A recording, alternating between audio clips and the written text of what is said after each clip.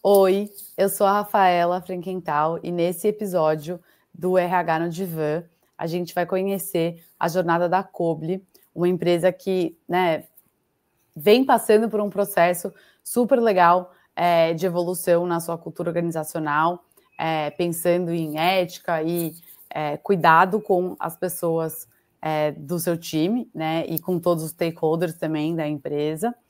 E vamos falar sobre, claro, né, como a parceria da Safe Space contribuiu para isso. O RH no Divã é um espaço de troca, de reflexão sobre desafios, expectativas e o dia a dia de profissionais de RH e liderança das empresas. Então, enfim, espero que todo mundo que esteja escutando fique à vontade e aproveite aqui a conversa.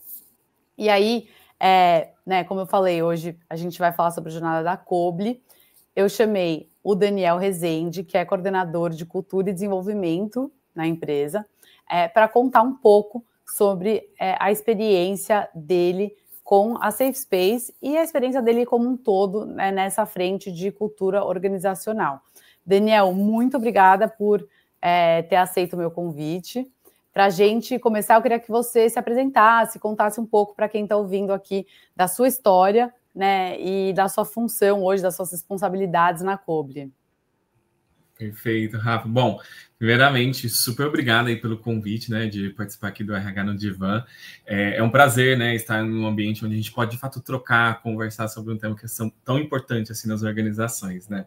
Eu trabalho há mais de 10 anos, né, com temas de RH em startups, em empresas de diferentes portes, né, sempre atuando em temas de treinamento, cultura, comunicação interna, programas de desenvolvimento para liderança, gestão de talentos, enfim, essa infinidade de caixinhas que existem aí no RH, né? E atualmente eu estou aqui na Cobly. A Cobly, ela é uma empresa de tecnologia voltada a soluções para gestão de frotas, e a gente também utiliza AI, então estamos super no hype aí desse tema de AI dentro das nossas soluções. E do lado de cá, essa cultura, né, como você estava comentando, Rafa, tem mudado muito, tá? A gente está passando, de fato, por um momento grande de transformação cultural, onde a gente está revisitando vários aspectos da nossa cultura organizacional, e a gente vê, sim, que investir em cultura como um diferencial estratégico pode, de fato, nos levar além, né? Então, a gente está exatamente nesse momento muito estratégico de consolidar um pouco mais nossa cultura, a forma que a gente olha, né, a ética e a segurança dentro do ambiente de trabalho, e acreditamos que isso, de fato, é o que sustenta, né, o crescimento sustentável de qualquer organização. Boa, ótimo. Então, vamos começar voltando um pouco no tempo, né, lá atrás, em 2022, quando vocês se tornaram clientes da Safe Space. Como que era o cenário da empresa em relação a investimentos em cultura, em gestão de comportamento, em ética? Como que você enxerga, assim, quais eram os principais desafios relacionados à cultura que tinham dentro da Cobly? Boa. Então, a nossa parceria, né, da Cobly com a Safe Space começou lá em 2022.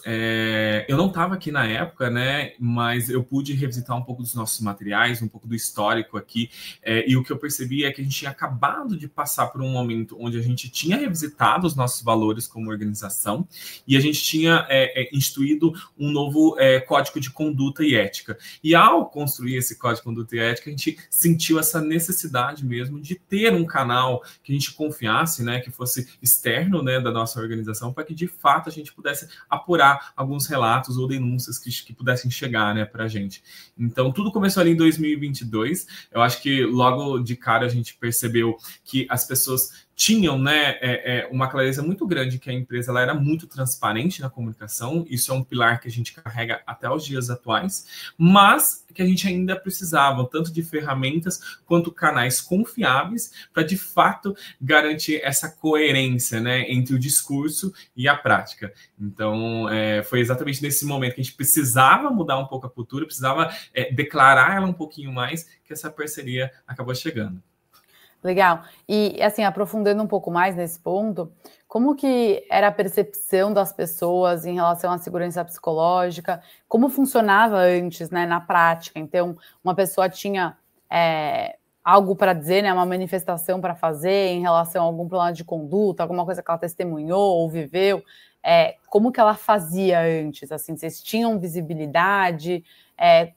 Queria entender um pouco como que eram os processos, e depois a gente vai falar um pouco de como são os processos hoje, né? Eu acho que tinha um pouco daquela percepção, né? As pessoas acabam vendo o RH como se fosse o oráculo, né? Aquele que você vai realmente para tentar tirar suas dúvidas, quer encontrar as respostas ali, né? Nesse momento. E eu diria que nessa época era bem essa visão, né? Tinha algumas pessoas do RH que acabavam tendo um pouco mais esse papel mesmo de porta-voz para a empresa, então acabava que essas pessoas elas eram acionadas num primeiro momento, tá? E logo depois que a gente começou a perceber que estava sendo algo muito pessoal, né? Ou seja, tipo, as pessoas vinham falar com a gente, pessoas também físicas, né, aqui, querendo ou não, a gente entendeu que a gente precisava mudar um pouco a ótica, né? Então, ali, a gente, num primeiro momento, criou um e-mail para, de fato, receber esses relatos, mas depois a gente sentiu a necessidade, de fato, institucionalizar e externalizar esse canal, né? Então, eu diria que no começo era bem boca a boca, direto com uma pessoa do RH recebendo isso. Tirando isso, a gente também tinha, né, as nossas pesquisas de clima, que também conseguiam capturar, mas era sempre anônimo, né? As nossas pesquisas elas são anônimas, então não dava para realmente seguir com um diagnóstico, seguir com um apuramento, conseguir de fato entender melhor os casos. Eram sempre comentários um pouco vagos, né? Sem muita informação, sem muita descrição, né, do relato. Então, enfim, a gente não tinha muitos dados para poder trabalhar. Perfeito. E assim, isso é uma coisa que a gente costuma falar bastante aqui quando a gente está conversando com empresas que ainda não são clientes, sobre essa dinâmica do RH virar o canal de denúncia. Isso tem um lado que, se as pessoas de fato estão indo para o RH e falando, quer dizer que elas confiam, isso é positivo, mas tem um ponto em relação ao processo de apuração, a imparcialidade do processo, que é muito importante para gerar, né, para manter essa relação de confiança a longo prazo. E quando a figura do RH representa o canal de denúncia, você fica muito sujeito, né, a conflito de interesse, viés, enfim, né, várias questões ali que podem atrapalhar a capacidade da empresa de fato resolver os problemas e identificar a raiz, né, do que está acontecendo ali. Exatamente. Eu acho que foi exatamente percebendo esses riscos, mas ao mesmo tempo, né, oportunidades, né, Rafa, da gente conseguir trazer uma maior maturidade para o processo, né? Porque sim, as pessoas podem confiar no RH, elas podem vir falar com a gente quer que exista, de fato, esse canal aberto para que a gente, de fato, possa oferecer esse apoio, esse acolhimento ali, né, para os colaboradores. Mas a gente quer garantir que esse processo vai ser justo, vai ser seguro também para essa pessoa. Então, claro, garantir que essa pessoa vai ter um canal onde ela possa trazer seu anonimato ali, ela possa trazer as informações que ela tem na mão, né, de uma forma segura, de uma forma tranquila, eu acho que foi o passo ideal, né, foi o passo que, naquele momento da nossa cultura, a gente precisava dar esse passo para trazer uma maior maturidade para o processo mesmo. Super.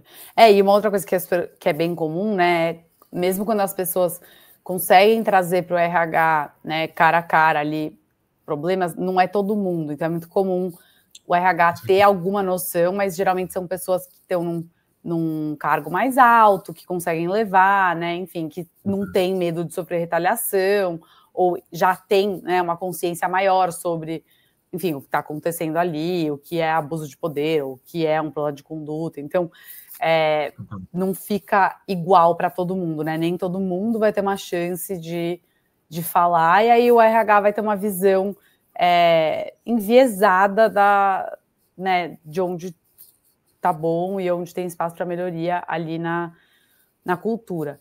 E Daniel, me conta um pouco como que foi a aceitação, assim, quando vocês decidiram estruturar e, né, montar os processos, canal de denúncia, comitê de ética, políticas e tal, como que foi a recepção, né, dos cobblers, que são as pessoas que trabalham na Coble, né? É Coble ou Coble? Cobblers. Cobblers, mas o nome da empresa é Coble, então. Coble. Coble. Da Coble, como que foi a reação e como que é hoje, assim, como que é a relação da liderança com o programa de gestão de conduta de vocês, como que eles enxergam isso, assim, o RH se coloca numa posição de aliado. Eu queria entender um pouco mais da parte de comunicação interna mesmo, porque isso é super importante para qualquer programa de gestão de conduta. Claro, claro. Não, eu posso contar para você como que foi lá em 2022, tá? Eu acho que de cara dá para saber que, óbvio, né? Existe ali um misto tanto de curiosidade, de dúvida, mas também de incerteza sobre realmente, né? Igual você tinha acabado de comentar, Rafa, será que é anônimo mesmo? Será que não vai ter retaliação? Será que meu líder não será acionado depois de receber um relato como esse? Então, essas dúvidas elas eram muito, muito comuns ali no começo, né? Então, acho que de cara a gente percebeu que manter a nossa cultura de transparência e fortalecer através das nossas comunicações iria ser a estratégia principal ali naquele momento. Então a gente seguiu com uma série de mudanças. Então a primeira delas foi revisitar o nosso código de conduta e ética para realmente garantir que todas as diretrizes novas iam estar inseridas ali, todo mundo, né, que chegasse na empresa passaria por esse processo, né, assinaria esse termo de código de conduta. O segundo ponto, que a gente criou uma política à parte voltada a combate de antidiscriminação e antiassédio. Então, a gente fez uma política específica voltada para essa temática. Uma outra coisa que a gente inovou foi, de fato, constituir, né, estruturar o comitê de ética aqui. Comitê esse que apenas 3 pessoas da empresa, que tem cargos importantes aqui, fazem parte desse comitê, só elas recebem esses relatos, só essas 3 pessoas que são responsáveis por dar o andamento, né, na apuração dos casos. Então isso também foi muito importante para garantir que existe de fato um comitê único, escolhido a dedo, tipo, pessoas responsáveis que iriam fazer a tratativa desses casos, né? E, além disso, a gente também criou uma jornada de conteúdos, né? A gente chamou de Jornada de Antiassédio e Discriminação, que era uma série de conteúdos que a gente trabalhou, manuais, cartilhas, treinamentos que a gente deu para o pessoal, tudo isso bem organizado e cheio de conteúdo, tá? Cheio de materiais complementares ali que a gente acabou colocando no nosso hub de conteúdos aqui, exatamente para dar o maior número de informações possíveis para as pessoas, né? Realmente mostrar para elas o devido valor da plataforma, mas também trazer diferentes abordagens que as pessoas pudessem ter no dia a dia, né? Diferentes casos de uso que as pessoas pudessem ter no dia a dia, para que elas de fato se sentissem, né, pertencentes aos exemplos que a gente fosse que a gente ia trazendo ali para o pessoal, né? Então, tudo isso a gente fez meio essa grande estratégia aqui de comunicação, demorou algumas semanas para todo esse rollout seguir, mas foi bem efetivo na época. Funcionou super.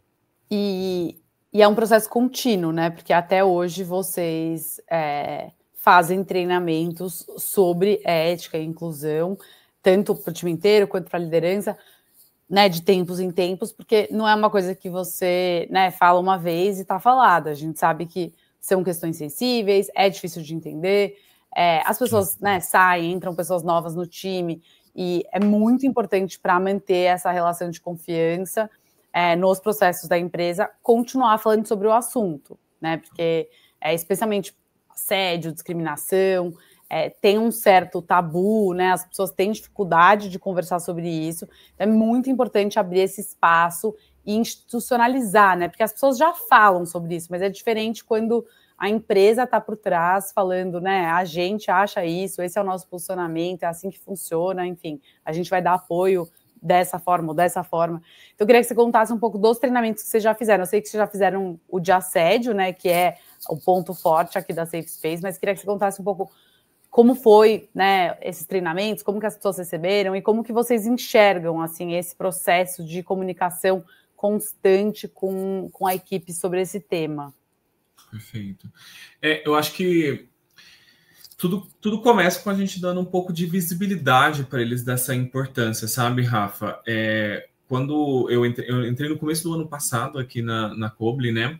E quando eu entrei, enfim, a gente estava tendo algumas trocas ali com o time de compliance e a gente percebeu que os treinamentos mesmo que trabalham temas que que tem um enfoque um pouco mais normativo, né, um foco mais obrigatório, não estavam sendo levados em consideração da forma que a gente esperava ali pelos cobblers, né? Então, por exemplo, um treinamento de código de conduta já tinha feito mais ou menos um ano que a gente tinha aplicado, já havia um tempo, né, que a gente tinha feito alguma ação em relação a isso. Então, acho que a primeira coisa que a gente percebeu é que a gente precisava revisitar isso, dar clareza para as pessoas de quais são esses treinamentos obrigatórios que todos os cobblers deveriam participar, criar uma agenda anual desses treinamentos e aí, de fato, começar a mostrar o seu devido valor desses treinamentos. Então, foi exatamente isso que a gente organizou. Então, o primeiro treinamento dessa leva foi a gente revisitar esse treinamento de anti-assédio e discriminação.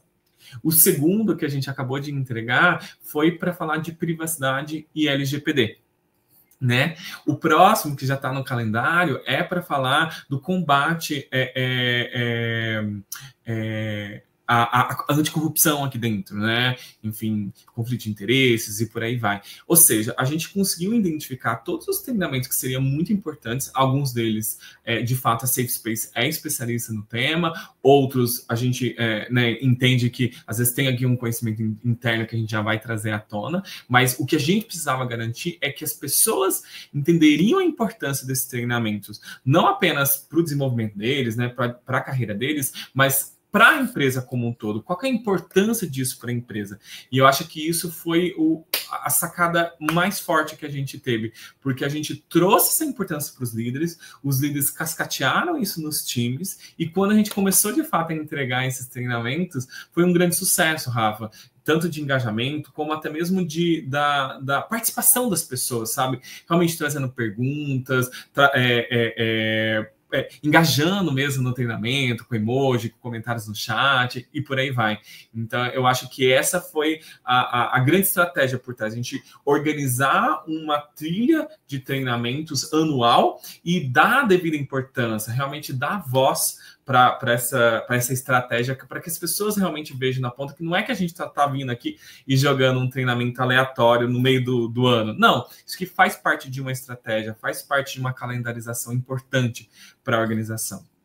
Super. E parece básico, né, falar de engajamento, de participação, mas quem trabalha com RH sabe que é um mega desafio, né? Especialmente esses temas que têm um ângulo mais de regulamentação, de norma e tal, as pessoas já fecham a cara, geralmente, né? Então, assim, é um mega desafio criar, eu tô falando, né, da nossa perspectiva, criar um conteúdo que chama atenção, que, né, mantém a pessoa interessada, que traz exemplos do dia a dia, porque se aquilo está muito distante da realidade dela, né, de trabalho, ela vai pensar, isso é um tema de compliance, é uma coisa outra, né? Mas se você consegue aproximar, usando exemplos ali mais de zona cinzenta, né? Não aqueles exemplos escancarados que a pessoa não vai conseguir relacionar com o dia a dia dela. Então, acho que usando uma linguagem mais acessível. Então, tem várias formas de, né, engajar, mas é muito difícil mesmo. Então, fico feliz de ouvir isso e parabéns também pelo trabalho de vocês, porque tem toda uma parte de comunicação, de insistência da empresa também, que é importante para passar a mensagem. E se você né, pudesse destacar um ponto assim de highlight da sua experiência com os treinamentos, pode ser o de assédio ou esses outros que vocês fizeram, mais focado em normativo, o que você acha que foi o ponto alto? Não, perfeito. Eu estava refletindo também, além, né, de ter dado luz para essa estratégia dos treinamentos, ter comunicado bem, explicado a importância deles, acho que um outro ponto muito forte foi a questão da personalização, sabe, Rafa? Eu acho que desde cara eu entendi que ao trabalhar esses temas, a gente deveria entender qual que é o público-alvo de cada tópico, né? Então, se a gente vai falar de anti-assédio e discriminação, o papel que uma liderança tem é diferente do que um colaborador individual vai ter, né? O que a gente espera dessas pessoas são comportamentos diferentes, né? Então, quando a gente foi entregar esse treinamento em específico de anti-assédio, a gente optou por ter equipes separadas. Então, a gente deu um treinamento específico para a liderança e um outro treinamento específico para os cobblers como um todo, tá? E eu acho que isso foi muito importante, porque ao dar um espaço mais dedicado para a liderança e obviamente, né, ter todo um plano de comunicação por trás que reforça a importância disso, os líderes entenderam e se colocaram nesse lugar. Eles entenderam que era um recado específico para eles, que eles precisavam participar dali e entender qual era o papel deles nisso, né? Então, foi um momento que teve uma troca um pouco mais potente. Teve perguntas que as pessoas trouxeram, perguntas até, às vezes, difíceis, tá? E se acontecer uma multa? E esse desligamento, se for por causa disso? E a justa causa? Alguns casos, assim, até mais difíceis de lidar, né, ali numa conversa, mas que a gente conseguiu abordar, a gente conseguiu conversar sobre isso, inclusive até trouxe diversos aprendizados para nós, né, de como que a gente pode lidar com algumas situações. Então, eu diria que esse foi um grande acerto que a gente teve, para que a gente, de fato, pudesse dividir os públicos e ter uma linguagem diferenciada, uma linguagem mais personalizada para diferentes casos. Então, o treinamento dos cobblers, como um todo, foi um pouco mais acessível, né? A gente trouxe casos reais aqui da empresa, de situações que a gente passou, situações com os nossos clientes, do nicho que a gente atua, né? E isso tudo ajudou as pessoas a conectarem um pouco mais onde elas estão, com a realidade que elas vivem, com as situações que a gente foi exemplificando nos treinamentos. Então, eu diria que um grande acerto que a gente teve também foi essa personalização, Rafa. Eu acho que isso ajudou as pessoas a realmente não verem como, é mais um treinamento de uma área X, de compliance, obrigatório, chato que eu vou ver. Não, é um treinamento legal, bacana, que vai te ajudar nos dia a dia, que vai falar da nossa realidade, né? E de fato vai trazer o ferramental, né? O passo a passo que vocês esperam de qualquer treinamento. Então a gente preocupou muito em todo treinamento também terminar explicando, gente, a partir de agora, como que vocês fazem? Tá aqui o caminho. Então acho que essa personalização acho que foi muito importante, sabe, Rafa? Com certeza, eu concordo, e eu acho que agora a gente vai ter outras oportunidades legais para personalizar treinamento, não só o que é feito ao vivo, né, em formato síncrono, seja de workshop ou enfim, porque agora com a inteligência artificial a gente vai conseguir personalizar treinamento online também, né? Então você pega aquilo de prateleira que os exemplos vão ser mais genéricos, ou então eles vão ser de uma indústria, quando você, né, na verdade a realidade do seu trabalho é um pouco diferente, e tudo bem, ainda assim, para o conteúdo normativo, ainda funciona, mas é mais poderoso ainda se você consegue personalizar aquele exemplo de situação específica para a relação de trabalho que existe na Coble, para, né, enfim, o setor, a empresa que trabalha com gestão de frota. Então, isso vai ser possível agora com a inteligência artificial, claro que está no comecinho, né, enfim, e tem uma questão também da qualidade do conteúdo, mas daqui a pouco já vai ser possível, assim, um outro nível de personalização, tipo, quase que individual, né? E é muito legal, porque aí a gente vai conseguir aumentar o engajamento e a eficácia dos treinamentos também. Então, acho que tem coisas... E acessibilidade também, exatamente, né, Rafa? Porque, vai melhorar a vida do RH, vai melhorar a vida do RH, com certeza. Em vários aspectos, né? Por exemplo, colocar uma legenda vai ficar muito mais fácil, trazendo maior acessibilidade. Realmente, por exemplo, até a própria gravação, né? Tá saindo vários apps aí que já pegam, né? Já pegam o que tá escrito ali, já fazem um áudio e até com uma voz que não era tão robótica igual antigamente. Sim, né? Não, e coisas básicas, assim, né? Que hoje são mais básicas, mas que eram mais difíceis até alguns anos atrás, quando a gente começou a fazer treinamento.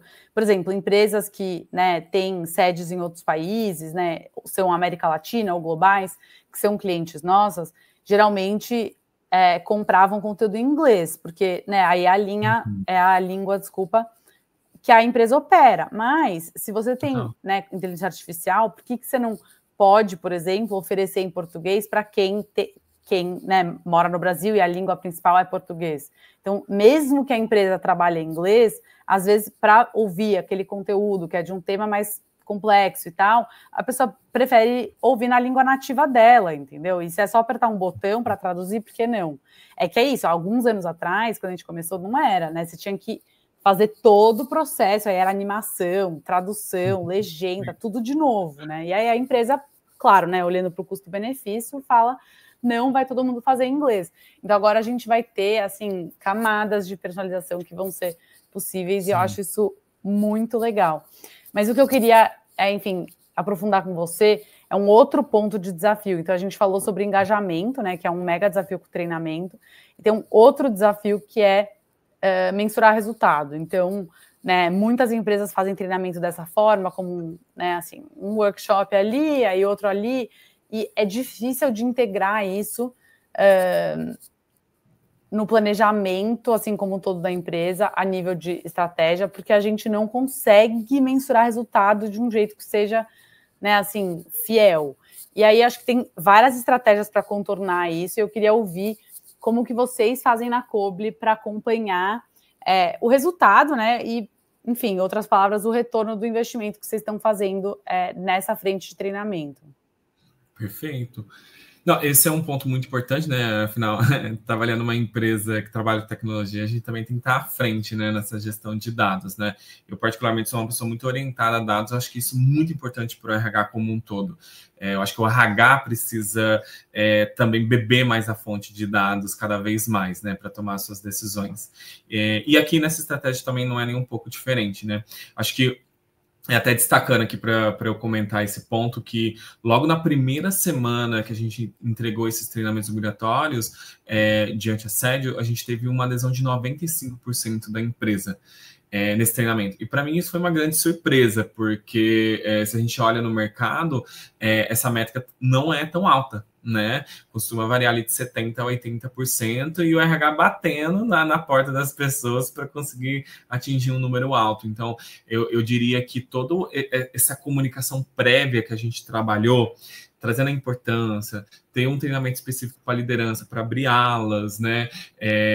Enfim, e conseguir de fato trazer para as pessoas o papel delas, acho que foi fundamental para elas realmente se verem naquele lugar, naquele treinamento. Eu preciso estar nesse treinamento assim como todos os meus colegas, né? Então, acho que isso foi super importante. Aí, Rafa, tem alguns outros dados que a gente consegue trazer aqui para você, tá? Acho que o primeiro deles é que a gente tem uma estratégia muito clara de dar o treinamento e já trazer isso para a nossa LMS. Então, toda a condução desses 5% de pessoas que estavam faltando, a gente conseguiu controlar através da nossa LMS, né? Então, que a gente chama o Centro de Formação de Coblers, nosso CFC, tá? A gente fez uma brincadeirinha aí com o nome, né, baseado no nicho do mercado que a gente atua. Então, trazendo esse conteúdo para a plataforma, fica muito mais acessível e fácil com que as pessoas que estavam de férias, afastamentos, ou tiveram um caso específico naquela semana, possam, de fato, ir lá, ver o treinamento gravado mesmo, mas ver ele na íntegra, da mesma forma que as outras pessoas tiveram, ou seja, com a mesma experiência, e isso, obviamente, numa plataforma, num layout ali que é acessível e bem amigável ali para eles. Então, isso ajudou a gente também a garantir que a gente chegasse no 100% nas semanas seguintes, né? O outro ponto também que a gente percebeu que teve uma decaída na nossa pesquisa de clima em relação a feedbacks, né, qualitativos que comentavam de situações delicadas dentro da organização. Esses relatos diminuíram, mas, obviamente, isso também acabou aumentando o número, né, de relatos na Safe Space. Então, foi interessante que as pessoas optaram por seguir, parar, né, de fazer esses comentários dentro de uma pesquisa de clima e, de fato, direcionar no canal correto. Então, aqui, para mim, eu já trago uma métrica de êxito, né? A pessoa conseguiu, de fato, escolher o canal correto para fazer o relato que ela precisava, né? E um terceiro ponto também na pesquisa de clima que a gente conseguiu capturar logo depois é que alguns comentários como falta de transparência ou aconteceu tal coisa e eu não tenho com quem reportar ou eu não sei o que fazer com essa informação, esses comentários acabaram diminuindo. Então, a gente teve menos comentários também que falavam dessas situações um pouco mais indelicadas, né? Um pouco mais desgostosas ali no dia a dia. Então, essa foi uma outra métrica que a gente também conseguiu perceber, né? Ou seja, a gente conseguiu diminuir também o número dessas percepções negativas sobre o ambiente de trabalho. Por quê? Porque agora as pessoas, de fato, tinham um canal que elas poderiam falar sobre isso, e elas também perceberam que a organização, né, a empresa, estava falando sobre o tema, estava, de fato, repercutindo sobre o assunto. Então, elas se sentiram mais acolhidas sobre essa temática também. Então, isso também acabou impactando aí nessa diminuição desses casos dentro da nossa pesquisa de clima.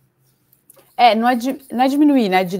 É direcionar para o lugar certo e dar as ferramentas para vocês endereçarem de fato a causa, né? Porque às vezes na pesquisa de clima o RH fica um pouco de mãos atadas, porque você entende que tem um problema, mas você não consegue investigar, você não consegue saber mais, né, assim, se aquilo está vindo de um lugar, se outras pessoas também estão sentindo aquela mesma coisa, pessoas que são da mesma área, enfim, você não consegue aprofundar. Então é bom para ter uma sensação de tipo, eu deveria olhar para lá, ou essa parece ser a pauta, né, o tema ali, mas é difícil de resolver de fato o problema se você só tem esse canal para as pessoas trazerem, enfim, pontos relacionados à cultura de forma anônima.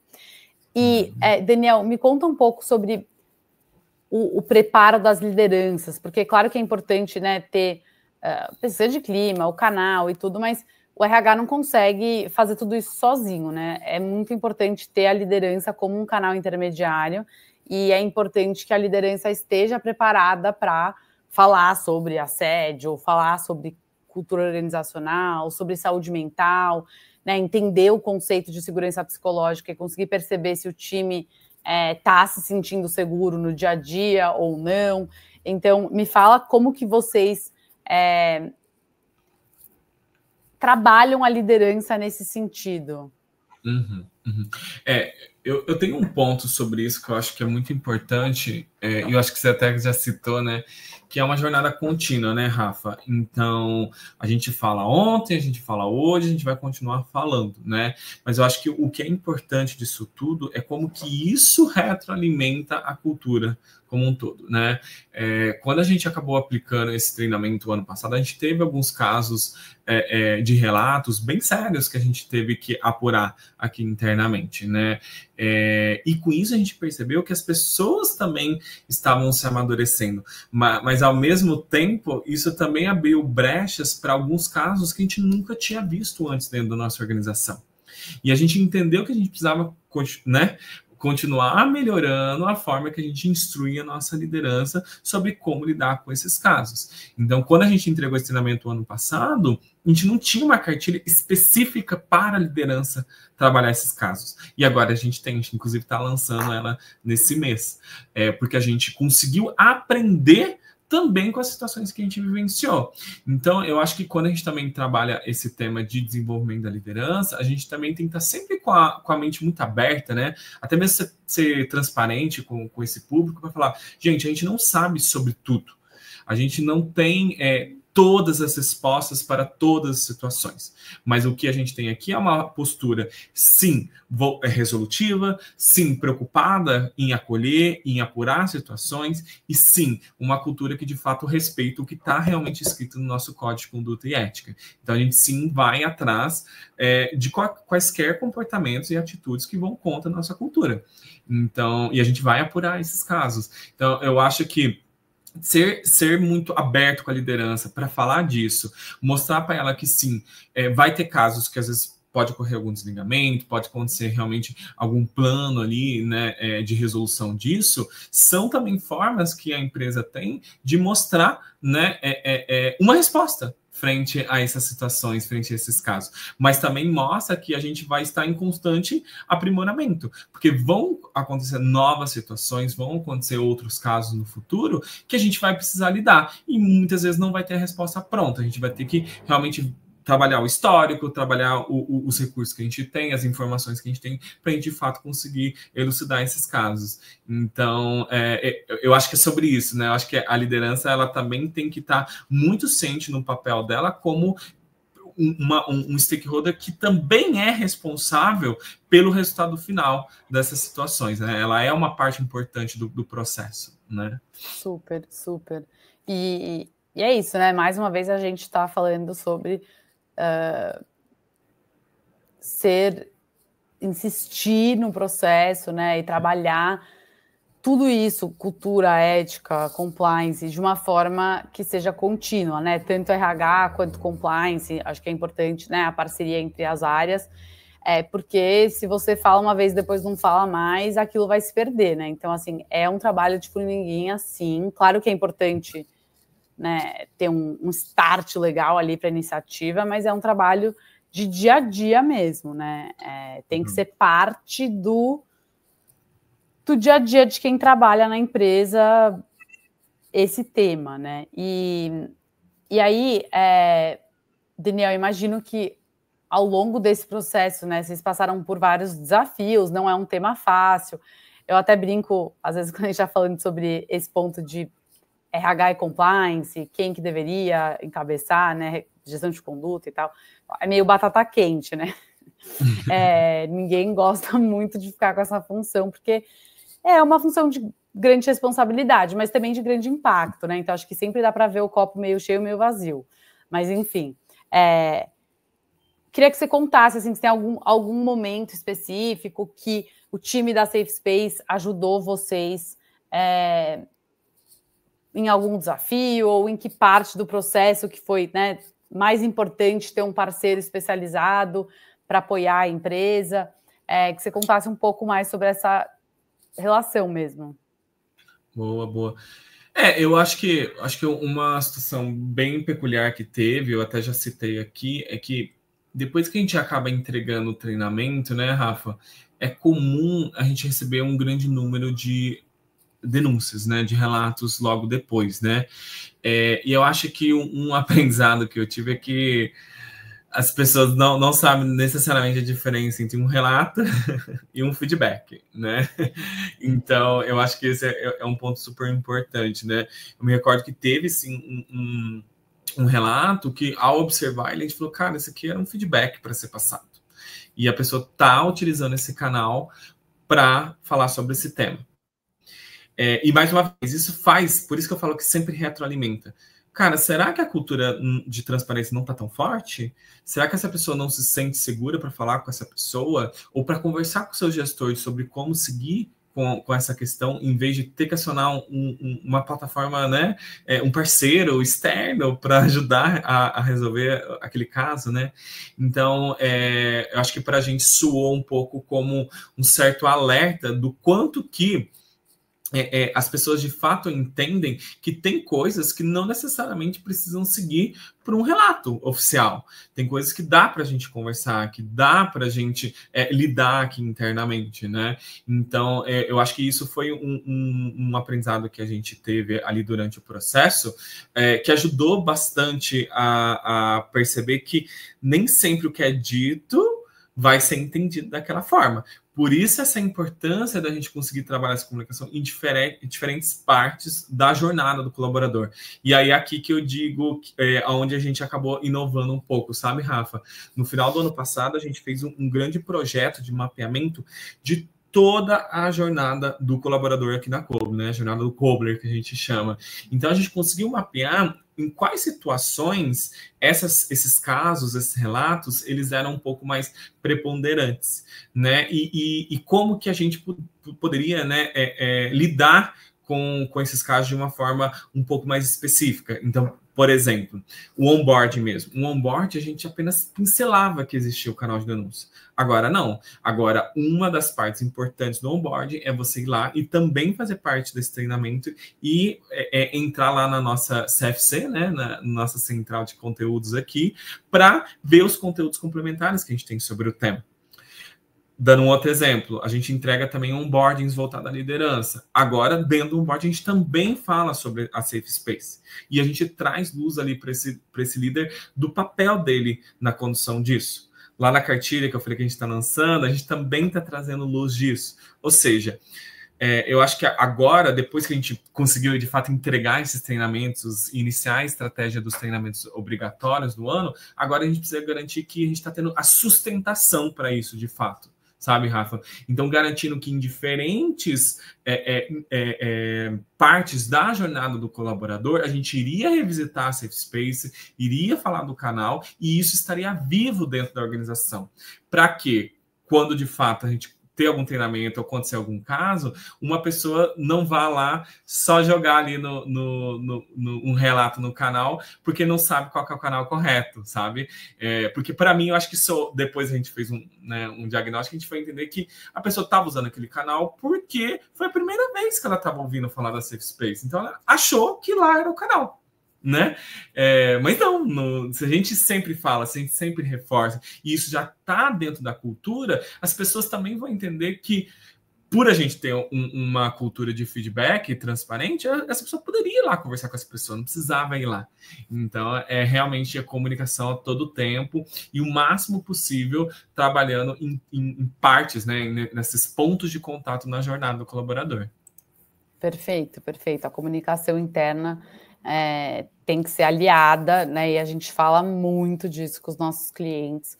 E por isso que a gente desenhou, né, toda a jornada de CS aqui para apoiar o cliente sempre nessa parte de comunicação interna, porque o RH não consegue fazer sozinho, né? Ele precisa de recurso, seja material, seja, enfim, direcionamento, para conseguir fazer esse trabalho de uma forma constante, né? E gerar esse impacto que você mencionou. E nisso, Rafa, e nisso que você falou, Rafa, do apoio, né, na Safe Space, né? Quando aconteceu esses casos, a gente conversou um pouco com vocês, né, para entender um pouquinho melhor, nossa, é normal a gente receber esse aumento do número de relatos? Existe alguma dica que vocês trazem, etc. Então, a gente teve esse apoio de vocês também, né, nesse momento ali, que a gente teve meio que um boom ali no nosso canal. E a central de vocês de conteúdos ajudou muito a gente também nessa revisão e na construção desses materiais.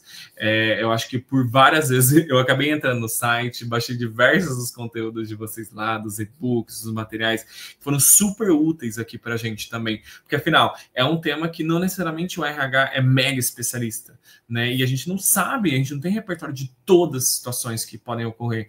Então, os materiais de vocês acabaram ajudando muito a gente nesse processo também, Rafa. Esqueci de comentar isso. Que legal. Não, que legal, fico feliz em ouvir isso, porque, enfim, é um dos pilares que a gente mais investe aqui dentro da Safe Space, criação de conteúdo justamente por esse motivo, né? A gente entende que falta informação e recurso para lidar de uma forma eficaz com questões de comportamento. Então, a gente realmente capricha aqui nessa frente de conteúdo. Então, eu fico feliz em ouvir isso. E a gente está chegando ao fim, Daniel, da conversa. Eu queria que você terminasse contando um pouco de uma forma mais geral, assim, o que você acha que torna um investimento, uma iniciativa de cultura e ética eficaz, assim, o que é importante para uma empresa, pensa numa situação de uma empresa menor, talvez que esteja começando agora a investir nessa frente, o que você acha que é imprescindível, assim, para o sucesso? Eu acho que com certeza é garantir que existe essa coerência entre discurso e prática, sabe, Rafa? E eu até quero trazer do ano passado aqui, né, uma situação do ano passado, que, como eu tinha falado, eu tinha acabado de chegar, estava estruturando essa estratégia novamente, e a gente estava vendo nas pesquisas de clima as pessoas mencionarem coisas do gênero, tipo, não se fala mais desse assunto, a cultura disso se perdeu, menções assim que a gente vai vendo que a pessoa, em algum momento ela já ouviu falar disso e ela está vendo, ela está percebendo que as pessoas pararam de falar dessas coisas. Então, para mim, na hora que eu cheguei, foi um grande sinal de alerta. Por quê? Porque já era uma cultura consolidada e que a gente não podia perder. Se a gente tivesse que recomeçar do zero, nossa, Rafa, ia dar um trabalho gigantesco para a gente retomar tudo aquilo que já foi conquistado até então, né? Então, acho que para mim é essa máxima, né? De o discurso e a prática têm que andar juntos. Então, se a gente fala que isso faz parte da nossa cultura, que está no código de ética, que está dentro dos nossos valores, a gente precisa de fato praticar e a gente precisa dar exemplo. Então, quando acontece alguns dos relatos, quando acontece alguns planos, né, de ação pós-relatos, a alta liderança ela é informada, a gente consegue manter ali alguns líderes, né, que são alguns pontos focais importantes, antenados do que está ocorrendo, alinhados de por que a gente tomou determinadas tomadas de decisão. A gente consegue garantir a liderança alinhada junto da gente também, de como que a gente está seguindo por esses pontos. E eu acho que isso é muito importante, as pessoas na ponta verem que, de fato, o que a gente está discursando, comentando, está sendo praticado na ponta. Eu acho que isso é um dos pontos mais importantes, porque senão a gente cai naquela armadilha de ter aqueles valores super bonitos escritos na parede, mas de fato que as pessoas olham para aquilo, viram ali e falam, isso aqui não é verdade. Mas Total. Sim, é verdade. A gente tem que fazer algo com isso, né? É o famoso walk the talk, né? E assim, hoje em dia, a cultura das empresas é transparente, porque tem rede social, né? Tem um monte de ferramentas, assim, as pessoas sabem o que acontece. Então não adianta só colocar na parede, porque não vai enganar ninguém, né? Se fosse fácil assim, todo mundo fazia. Exatamente. Boa, bom, é isso por hoje, né, Daniel? Eu queria muito agradecer mais uma vez a sua presença. Foi muito legal a conversa. Tenho certeza que vai inspirar várias empresas, né, a seguirem os passos da Coble rumo a uma cultura e um ambiente de trabalho mais ético, seguro e inclusivo. E aí queria, enfim, deixar você à vontade aí para agradecer também quem está nos ouvindo. Boa. Não, foi um prazer gigantesco estar aqui, Rafa. Obrigado mesmo pelo convite e pela parceria que a gente tem construído nos últimos anos, né? Acho que a Safe Space, ela foi muito mais do que uma prestadora de serviço, de fato, ela é uma parceira, né, nessa construção de uma cultura que seja cada vez mais saudável e ética aqui para a Coble, né?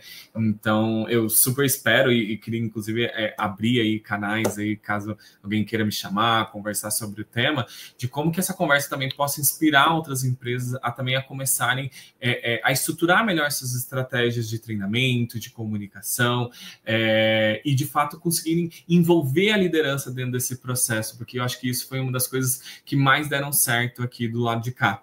Então, espero que essa conversa tenha inspirado vocês aí a se aprofundarem mais dentro dessa temática, que é super importante nas organizações. Maravilha. E você mencionou, né, troca com outros profissionais de RH, esse é um dos objetivos, né, da Safe Space também, com essa construção de conteúdo, conversar com os clientes, e a gente tem, inclusive, né, uma comunidade para os nossos clientes e para outros profissionais de RH que querem trocar sobre esses assuntos, né, ética, inclusão, cultura, desenvolvimento de liderança. Então, enfim, quem gosta, que nem o Daniel, gosta do nosso conteúdo, segue a Safe Space na rede social e LinkedIn, né, Instagram, e entra na nossa comunidade, a Safe Comunidade. A gente, né, sempre divulga ali acesso nas nossas mídias, porque é um espaço legal para conhecer outros profissionais que estão com desafios parecidos. E é isso, gente. Até a próxima. Muito obrigada mais uma vez, Daniel. Um abraço, gente. Até a próxima.